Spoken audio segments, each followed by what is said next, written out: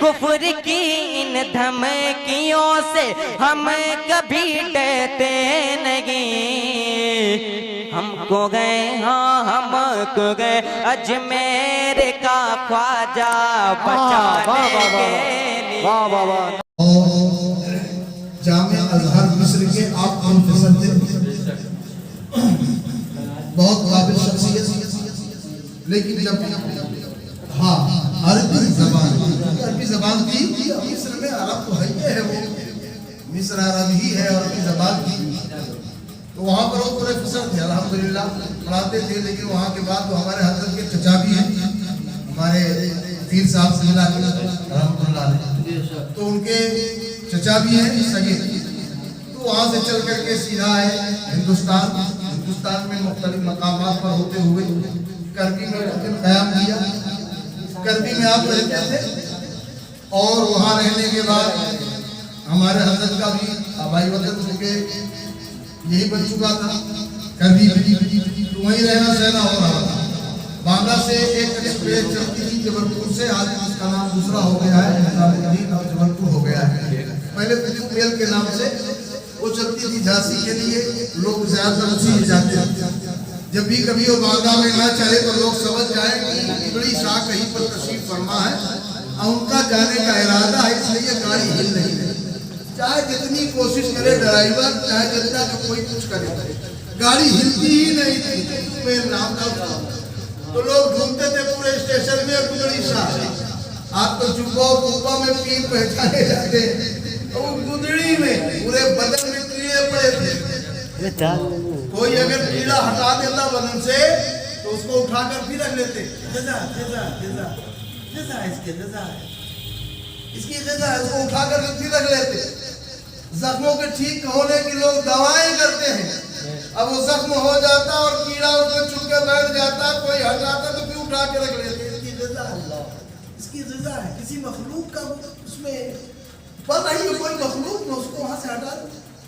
یہ پوزیشن 36 سال تک کچھ نہیں کھایا، پیڑ کے پتے چبائے، ایک ہفتے میں قبرستان سے ایک دن کر کے آتے تھے، یہ مولوی شاعر مولانا احسان رضا صاحب چونکہ بھتیجے بھی تھے ان کے مرید بھی تھے، تو وہیں آتے تھے۔ ہر عورت کو فاطمہ، ہر گاڑی کو ٹمٹم کہتے ہیں، چونکہ زبان عربی مجذوبیت کی کیفیت تھی، عجیب عالم تھا۔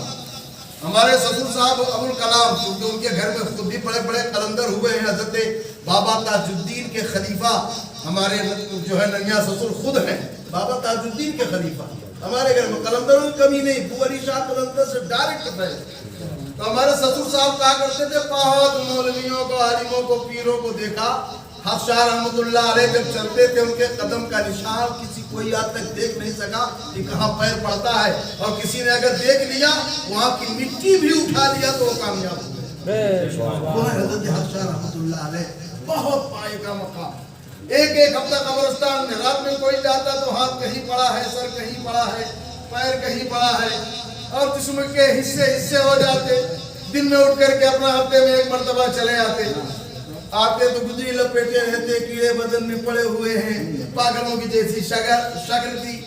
ایک مولوی عبد الرحمان ہمارے پیر صاحب قبلہ سے ملنے کے لیے حاضر ہوئے، ہمارے پیر صاحب سے ملنے کے لیے آئے، تو اس دن حضرت کے آنے کا دن تھا گھر، تو آئے گدری وغیرہ لپیٹے ہوئے، سردی کا موسم تھا، گھر کے اندر ڈائریکٹ گھر ہی تھا ان کا، تو وہ داخل ہونے لگے۔ جب داخل ہونے لگے تو مولوی عبد الرحمان صاحب نے کہہ دیا، ارے مولانا یہ کون پاگل اندر گھسا جائے، مولانا یہ کون پاگل اندر گھسا جائے۔ بعد ان کے منہ سے اتنا نکلنا تھا کہ حضرت تو اندر گئے، اب جانے کے بعد لوٹ کر کے وہاں سے جب آئے تو آنے کے بعد کھڑے ہو گئے اور کہا، ہم پاگل تم مولوی، ہم پاگل تم مولوی۔ صرف فاتحہ پر، صرف ہم مولانا مفتی آدمی پگڑی نوچنے لگے، گلا پھاڑنے لگے، سارا علم سر۔ دادا میاں ہمارے پیر صاحب ہاتھ جوڑ کے کھڑے ہو گئے، حضور اس دروازے میں کوئی آئے گا نہیں، اس طریقے آپ کریں گے، بڑے بڑے عالموں کی، فاضلوں کی، مفتیوں کی ساری آپ ان کی صلاحیت چھین لیں گے، کہ کوئی آپ کے دروازے آئے گا یہاں کھڑا نہ ہوگا۔ اچھا हाँ अच्छा ठीक ठीक, अब तू पागल हम मौलवी, अब तू पागल हम मौलवी। हजरत बयान करते हैं कि ऐसा बला का इल्म उस मुफ्ती के पास में हुआ कि आखिरी वक्त तक कुव्वत हाफजा कम नहीं हुआ, और जो सवाल किया जाता था किताब की जरूरत नहीं पड़ी। सुभान अल्लाह। हमारे हजरत से मैंने खुद पूछा, बहुत से लोगों ने पूछा कि हजरत कभी तो आप कहते किसी सवाल पर कोई किसी तरह का आदमी आ जाए, दुनियावी आदमी आ जाए, कोई पंडित आ जाए, कोई संस्कृत पढ़ने वाला आ जाए, कोई साम वेद, अथर्व वेद, ऋग्वेद, किसी चीज का आलिम आ जाए, बड़े बड़े विद्वान आ जाए, बड़े बड़े जो है चौपाइयाँ पढ़ने वाले, और बड़े बड़े मौलवी, मौलाना, शिया, सुन्नी, कादियानी, खारजी, राफजी, सुले कुल्ली, कोई सामने आए, कोई सवाल करता, हमारे पीर साहब सरकार तूतिए हक से तो कभी नहीं कहा कि बेटा किताब लाओ या किताब देखूंगा। तो मैंने कहा हजरत ये क्या मामला है, बड़े बड़ों को जरूरत पड़ जाती है किताब की, और लोग देखते हैं। कहा मेरे पीर हफ्सा रहमतुल्लाह अलैह ने ये वादा लिया है कि जिस वक्त तुम्हारे सामने कोई बहुत बड़ा मौलवी होगा तो रूहे इमाम आज़म तुम्हारे साथ में, बहुत बड़ा कलंदर होगा तो रूहे गजाली तुम्हारे साथ होगी, और बहुत बड़ा कोई अगर अपने आप को आरिफ़े बिल्लाह और कलंदर आज़म दुनिया लगाता होगा तो रूहे मौलाए कायनात तुम्हारे साथ में होगी। देखिए इसीलिए आज तक कभी किसी की जरूरत नहीं पड़ी। बरज़ख़े यानी हमारे मियाँ का बड़े से बड़े गुलाम पानी में इलाहाबाद में गरीब नवाज के पीछे हजरत ठहरे हुए थे, दो वहाबी आ गए, दो वहाबी आके हम लोग पढ़ते थे जामे हबीबिया में। आने के बाद में हजरत लेटे हुए थे तो कहा हजरत आप ही को सुनकर के आए हैं और कुछ बातें मालूम करना चाहते हैं। कहा क्या? कहा कि हम ये मालूम करना चाहते हैं कि नबी को इल्म गैब था कि नहीं। मियाँ उठ के बैठ गए। कहा बेहुदे जालिम, नबी की बात करता है, अल्लाहुल वजूद तो मैं हूँ। वाह। एहसान अली से पूछ अर्श से फर्श तक, जो पूछना एहसान अली बताएगा।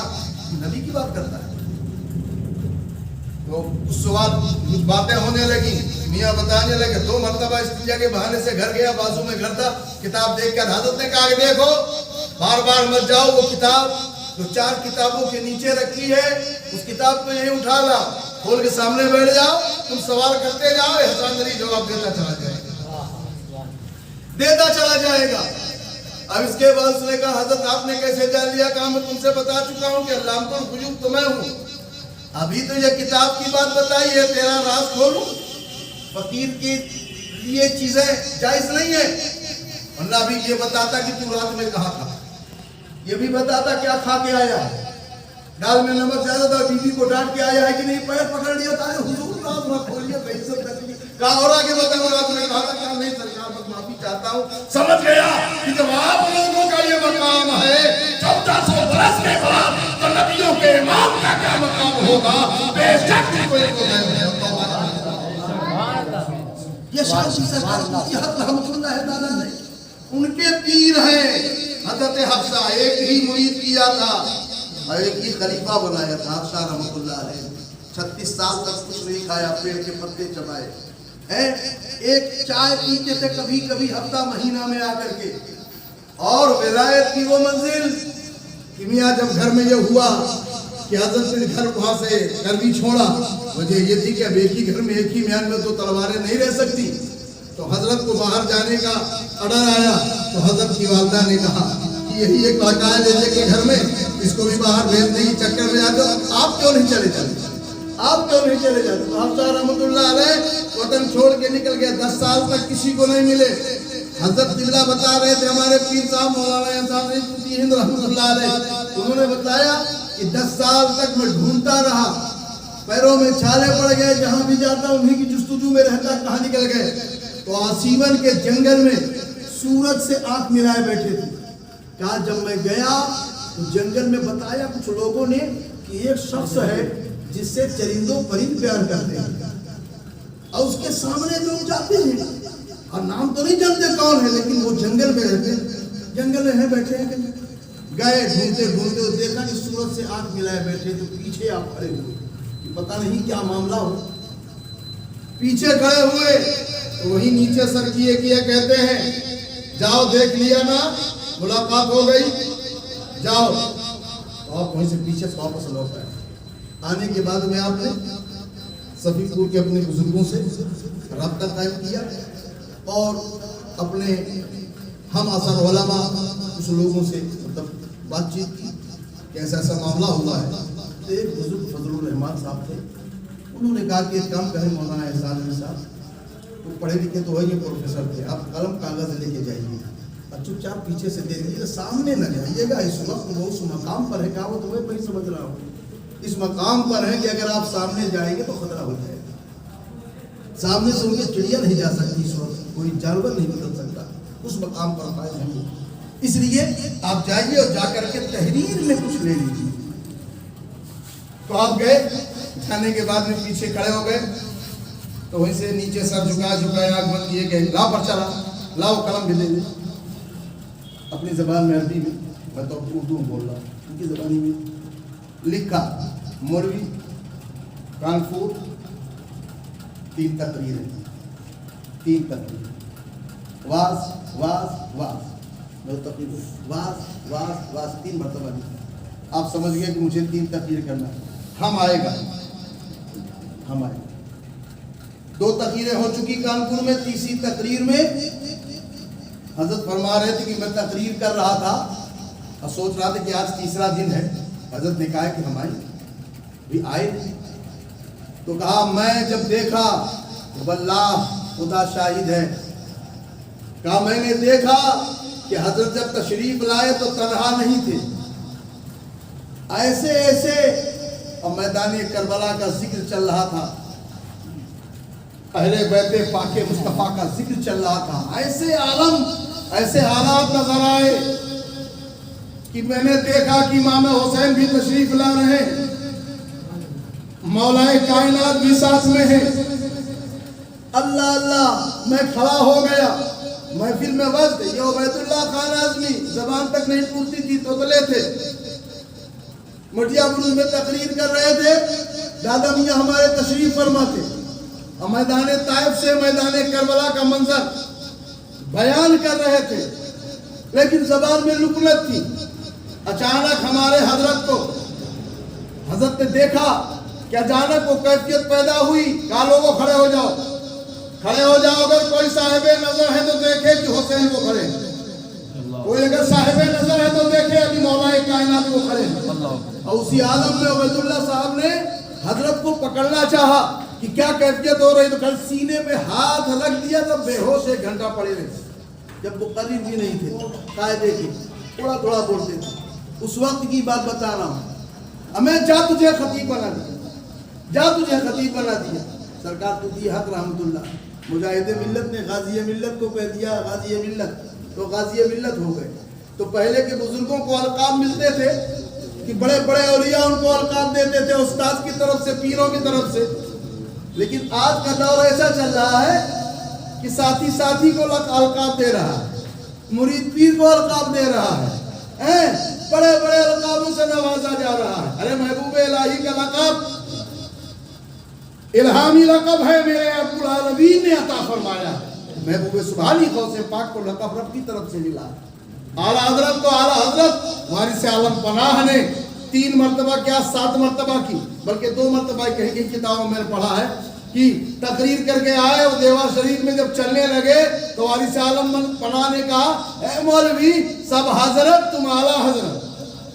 तो आला हजरत के लक़ब से इतना मशहूर हो गए, किसी बड़े वली ने, किसी बड़े उस्ताद ने जब किसी को लक़ब दिया, गाज़ी मिल्लत हाशमी मियाँ को कह दिया, मुजाहिद मिल्लत ने, मुहद्दिस आज़म ने, सरकार तूतिया हक ने, इतना मशहूर हुआ कि पूरी दुनिया में लोग नाम नहीं जानते असली उनका, लेकिन गाज़ी मिल्लत जरूर जानते हैं। गाज़ी मिल्लत किसे कहते हैं? आला हजरत का लक़ब वारिस आलम पनाह ने दिया, तो आला हजरत के नाम से बहुत मंसूब किए गए लोग। मैं निज़ाम हैदराबाद गया था, तो मैंने आला हजरत की एक नात पढ़ी, ये कह गया कि आला हजरत की नात सुननी, तो एक साहब उठ के आए, उन्होंने कहा कि हमारे आला हजरत कलाम उठा नहीं आपने? कहा कौन आला हजरत? मैं सरकार आला हजरत इमाम महमूद रजा खान फाजिल बेलवी रहमतुल्लाह अलैह कलाम पढ़ा हूँ। उन्होंने कहा उनको यहाँ मौलवी अहमद रजा कहते हैं, हमारे आला हजरत जो है निज़ाम हैदराबाद है, हम लोग यहाँ उनको आला।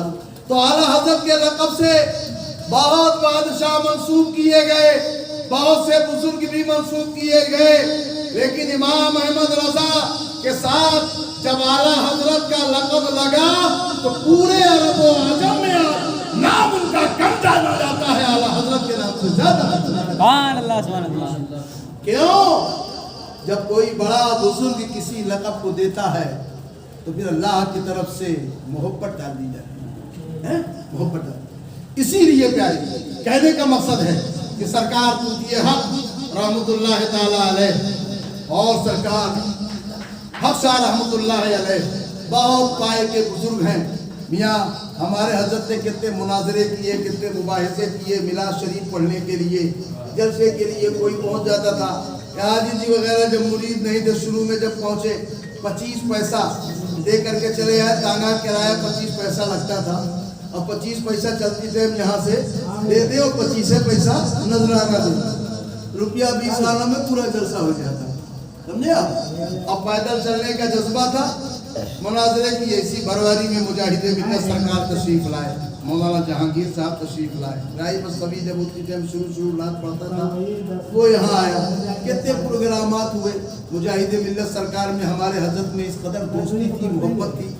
جب خواجگان چشت کا عرس ہوا تو عرس ہونے پر سرکار مجاہد ملت ہی نے میلاد شریف پڑھنا شروع کیا، اور حضرت کا خانقاہ سے ملا ہوا ایک کمرہ ہے، ایک کمرہ ہے، تو حضرت جو ہے سرکار مجاہد ملت اسی کمرے میں قیام فرما ہوتے تھے۔ ہمارے حضرت نے کہا کہ سرکار یہاں تو محفل سما ہونی ہے، یہ چوکٹ پہ ایسے ملا ہوا آپ کا کمرہ ہے، تو کہا کہ تو کیا ہوا مولانا، قوالی قوال گائیں گے نا، مجھے کیا مطلب یہاں لیٹا ہوا ہوں، فقیر کو اس سے کوئی مطلب نہیں، میں یہاں تو لیٹا ہوا ہوں، مجھے کوئی بول، یہ تو آج کے مولوی ہیں، ڈھول کی آواز سن کے اتنا بچکا تھے جیسے معلوم ہوتا پاتھر آئے پر تھے، بجلی آ گئی، ڈر۔